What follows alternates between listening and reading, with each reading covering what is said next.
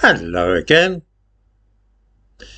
I spoke this morning about racism and mentioned one particular type, which is discriminating unfavourably against members of ethnic minorities when it comes to things such as housing, education and jobs. I regard this as ethically wrong and believe that people of any colour should be able to compete on a level playing field against others when it comes to getting a place at university, renting a flat, or entering a profession. In other words, I disapprove of racial discrimination. This perspective, which I have held for well over half a century, is now regarded as being racist in itself. The idea of expecting black people and whites to compete on equal terms is viewed these days as a form of racial prejudice, which for many of us is more than a little odd. Let me explain. A brilliant example of what I am talking about cropped up recently in the American state of Maryland, where the state police have had action taken against them by the Justice Department for violating the Civil Rights Act and discriminating against black people. At the same time, the state police have been found to have discriminated unfavourably against women who have applied to become state troopers, also known as the Highway Patrol. This has led to some applicants being doubly discriminated against. That is to say, black women who were subject to unfair discrimination on two levels, which is known these days, of course, as intersectionality. I wonder if viewers would care to guess what form this discrimination took. In the description to this video, I give a link to a press release from the Department of Justice, which outlines what has happened. I give too links to documents from the Maryland State Police about the functional fitness test, which was the way in which women were supposedly discriminated against. In short, state troopers need to be physically fit and healthy. There has for years been a fitness test which requires applicants to be able to do 18 push-ups in a minute. I am bound to say that this strikes me as a very low bar indeed.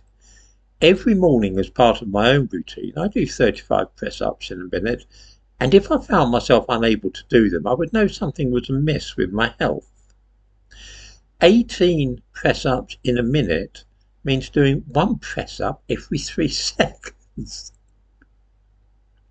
Seriously, this is not an arduous level of fitness for a police officer. Still, many women couldn't manage it, and instead of going off and getting themselves fit and trying again, they went beetling off to the Department of Justice and complained of sexism and discrimination.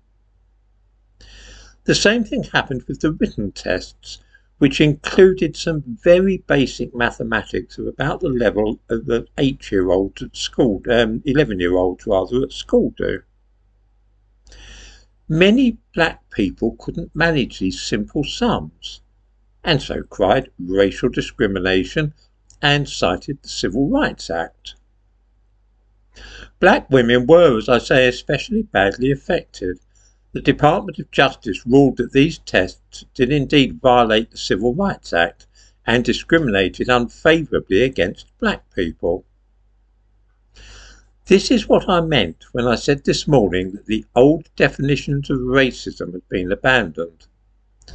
To me, expecting everybody, black and white, male and female, to attain certain physical and intellectual levels to join the police strikes me as the very opposite of racism. It is to me a perfect instance of abolishing racism. These days, the very concept of equality of opportunity, though, is seen as a racist enterprise in itself. In Britain, similar things have been going on. I dare say that viewers have noticed that many police officers on the streets these days are midgets, and female midgets at that. Once upon a time there was, for obvious reasons, a requirement that police officers should be of a minimum height, typically 6 foot. They had to be big enough and strong enough to cope with fights and other violence, as well as having a commanding presence which would act to deter people from taking liberties. It was decided, though, some years ago that because the average immigrant from Pakistan or Bangladesh is a lot shorter than the average Englishman, that those height requirements were indirectly racist, and so they were dropped. The same has, of course, happened with physical fitness, and these days women who have the height and build of 12-year-olds are as likely to be seen patrolling the streets as 6-foot-tall men.